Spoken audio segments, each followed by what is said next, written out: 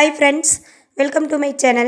இன்னைக்கு வீடியோவில் அரை அச்சு கருப்பட்டி 1 கப் முழு கோதுமையை வச்சு அருமையான ஹெல்த்தியான ஈஸியான ஒரு ரெசிபி பார்க்கலாம் வாங்க. வீடியோக்கு போகிறதுக்கு முன்னாடி நம்ம சேனலை புதுசாக பார்க்குறவங்க மறக்காமல் சப்ஸ்கிரைப் பண்ணிடுங்க. கூடவே ஆல் பட்டனையும் கிளிக் பண்ணிடுங்க. நான் 1 கப் முழு கோதுமை எடுத்திருக்கேன். ரேஷனில் வாங்கின கோதுமை தான். சுத்தம் செஞ்சு வாஷ் பண்ணிவிட்டு நான் உணர வச்சு 1 கப் கோதுமை எடுத்துருக்கிறேன். நம்ம அதை ஒரு கடாயில் சேர்த்துட்டு அடுப்பை லோ ஃப்ளேமில் வச்சுட்டு நம்ம நல்லா கலந்து விட்டுறலாம். கோதுமை இந்த ஹீட்லேயே நல்லா வறுபடணும். அது வரைக்கும் நம்ம கலந்து விட்டுட்டே இருக்கலாம். கோதுமை நல்லா வறுபட்டு பார்த்திங்கன்னா படப்படன்னு வெடிக்கும்.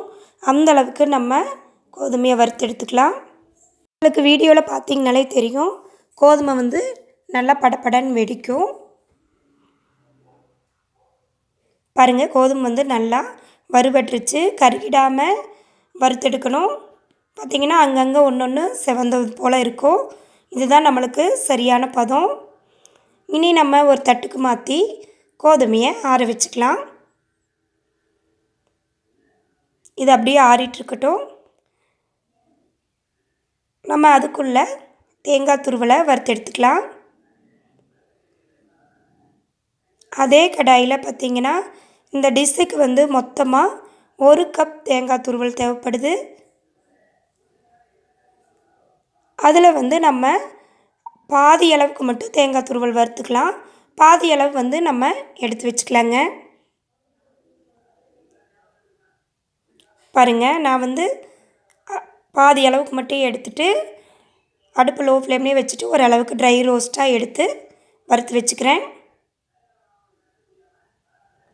நம்மளுக்கு தேங்காய் துருவலில் பார்த்திங்கன்னா ஈரமெல்லாம் போய் நல்லா உதிரி உதிரியாக வரும். அந்த ஸ்டேஜில் நம்ம எடுத்து வச்சுக்கலாங்க. நீங்கள் டெஸ்கேட் கோகனட் கூட இதுக்கு பயன்படுத்திக்கலாம். பாருங்கள், தேங்காய் துருவல் நம்மளுக்கு லேசாக வறுபட்டுருச்சு. நம்ம இனி இதையை வேறொரு பவுலுக்கு மாற்றி ஆற விட்டுறலாம்.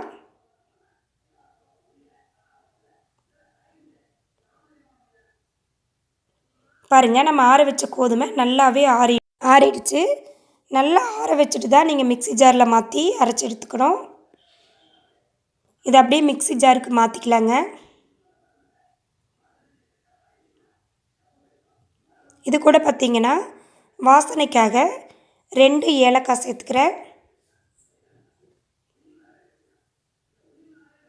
சேர்த்து நம்ம இதையே அரைச்சிட்டு வந்துடலாம். பாருங்கள், இந்தளவுக்கு அரைக்கணும். நம்ம கோதுமை மாவு பதத்துக்கு அரைக்கக்கூடாது. ஓரளவுக்கு இந்த போல் பருவருப்பாக அரைச்சிட்டு வரணும். அப்போ தான் இந்த டிஷ்க்கு சூப்பராக இருக்கும். நம்ம அதே கடாயில் பார்த்திங்கன்னா அரை அச்சு கருப்பட்டி எடுத்துருக்கிறேன். 1 கப் கோதுமைக்கு நான் 3/4 கப் அளவுக்கு கருப்பட்டியை நல்லா தட்டி எடுத்துருக்கிறேன். நீங்கள் மண்டை வெல்லம் சர்க்கரை கூட சேர்த்து செய்யலாம். ஆனால் கருப்பட்டி சேர்த்து நம்ம இந்த காலத்து பிள்ளைங்களுக்கு கொடுக்கும்போது அது ரொம்ப ரொம்ப அவங்களுக்கு ஹெல்த்து. அதனால் நான் கருப்பட்டி சேர்த்து இன்றைக்கி செஞ்சுருக்கேன். இது கருப்பட்டி தயாரிக்கிற பக்கமே இருந்து அப்படியே வாங்கிட்டதுனால இதில் கல் மண் தூசெல்லாம் இல்லை. அதனால் நான் டைரெக்டாக சேர்த்துக்கிறேன். 3/4 கப் கருப்பட்டிக்கு அரை கப் போல் தண்ணி சேர்த்துக்கலாம். அந்த கருப்பட்டி கரைஞ்சி நல்லா நுரைச்சி வரணும். அது வரைக்கும் நம்ம அடுப்பை லோ ஃப்ளேம்லேயே வச்சு கரைச்சி விட்டுறலாம். சப்போஸ் நீங்கள் வெல்லம் சேர்த்துனீங்கன்னா இது போல் காய்ச்சி வடிகட்டி அப்புறம் 2வது கடாயில் சேர்த்து செஞ்சுக்கோங்க. பாருங்கள், கருப்பட்டி நல்லா கரைஞ்சிட்டு இது போல் நல்லா நுரைச்சி வரும். இதுதான் நம்மளுக்கு பக்குவம். நம்மளுக்கு பாகுபதமெல்லாம் தேவையில்லை. கருப்பட்டி கரைஞ்சி இது போல் நுரைச்சி வந்தால் போதும். பாருங்கள், இந்த ஸ்டேஜில் நம்ம அரைச்சி வச்சுருக்கிற கோதுமையை இது கூட ஆட் பண்ணிக்கலாம். கொஞ்சம் கொஞ்சமாக சேர்த்து நல்லா கலந்து விட்டுறலாம். அடுப்பை இந்த ஸ்டேஜில் கண்டிப்பாக லோ ஃப்ளேமில் இருக்கணும். இது போல் கொஞ்சம் கொஞ்சமாக சேர்த்துட்டு நம்ம நல்லா கலந்து விட்டுருவோம்.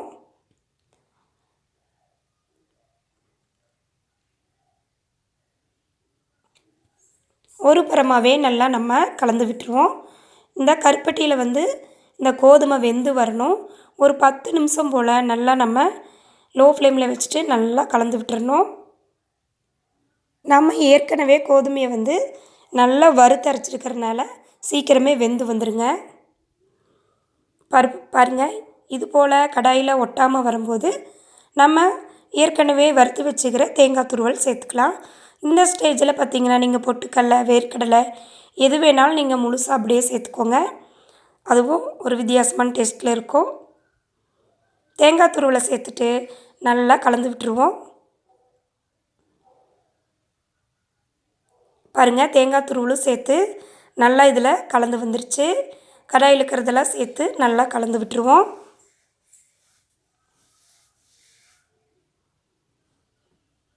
நம்ம இதில் ஒரு சொட்டு ஆயில் கூட நம்ம இதுக்கு யூஸ் பண்ணவே இல்லை. கோதுமையும் ஹெல்த்து, நம்மளுக்கு கருப்பட்டியும் ஹெல்த்து. கண்டிப்பாக குழந்தைகளுக்கு இது போல் செஞ்சு கொடுங்க. இந்த ஸ்டேஜில் பார்த்திங்கன்னா 1 டீஸ்பூன் மட்டும் நெய் சேர்த்துக்கலாம். சேர்த்து ஒரு முறை நல்லா கலந்து விட்டுருவோம். நல்லா கலந்து விட்டுடலாம். பார்த்திங்கன்னா கலந்து விட்டுட்டு நம்ம கையால் எடுத்து உருட்டி பார்த்திங்கனாலே உருண்டை பிடிக்கிற பக்குவத்துக்கு வரும்.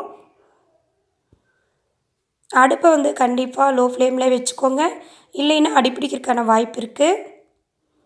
பாருங்கள், நல்லா இந்த பாகு கூட நல்லா மிக்ஸ் ஆயிடுச்சு.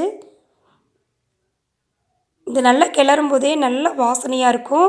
நம்ம நெய், கருப்பட்டியெல்லாம் சேர்க்கும்போது ரொம்பவே டேஸ்ட்டாக இருக்கும். ஒரு 2 நிமிஷம் போல் எடுக்க நம்மளுக்கு டைம் வந்து, அதனால் அந்த 2 நிமிஷத்து வரைக்கும் பொறுமையாக நீங்கள் நல்லா கலந்து விடுங்க. பாருங்கள், இப்போ எடுத்து பார்த்திங்கனாலே உருட்டி பார்த்திங்கனாலே நல்லா கையில் உருட்டுறதுக்கு வந்துடும். இனி நம்ம ஸ்டவ் ஆஃப் பண்ணிவிட்டு ஒரு 10 நிமிஷம் போல் ஆற விட்டுறலாம். ஓரளவுக்கு நம்மளுக்கு கை பொறுக்கிற சூடு வந்ததையுமே நம்ம இது வந்து உனி உருண்டைகளாக பிடிச்சி எடுத்துக்கலாங்க. ஒரு முறை நல்லா கலந்து விட்டுட்டு நம்ம அப்படியே உனி கொஞ்சம் கொஞ்சமாக எடுத்து உருண்டையாக பிடிச்சிக்கலாம்.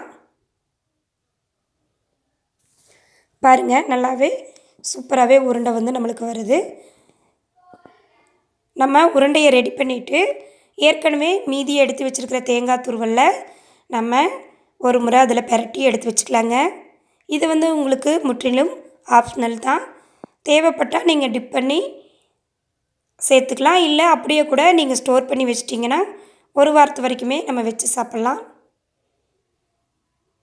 பாருங்கள், நான் வந்து இன்றைக்கி தேங்காய் துருவலில் ஒரு பிரட்டி எடுத்து வச்சுக்கிறேன். இது போல் எல்லா உருண்டைகளும் ரெடி பண்ணிவிட்டு நான் டிப் பண்ணி ரெடி பண்ணி வச்சுருக்கிறேன். ரொம்பவே டேஸ்டியான ஹெல்த்தியான முழு கோதுமை லட்டு ரெடி. நீங்கள் வீட்டில் இருக்கும்போது கண்டிப்பாக இதை ட்ரை பண்ணி பாருங்கள்.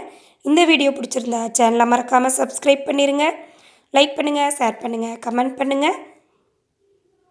நம்ம கோதுமை மாவில் செய்கிறத விட இது மாதிரி கோதுமையை வந்து டைரெக்டாக நம்ம அரைச்சி வறுத்து செய்யும்போது டேஸ்ட் வந்து சொல்லவே வேணும். செஞ்ச உடனே சாப்பிட்றதுக்கு ஒரு நாள் வச்சு சாப்பிட்றதுக்கு ரொம்பவே டேஸ்ட்டாக இருக்கும். இந்த கோதுமை வந்து இந்த பாகில் ஊறி ரொம்ப டேஸ்ட்டாக இருக்கும். ட்ரை பண்ணி பாருங்கள். பாருங்கள், சூப்பராக வந்திருக்கு. தேங்க்யூ ஃபார் வாட்சிங்.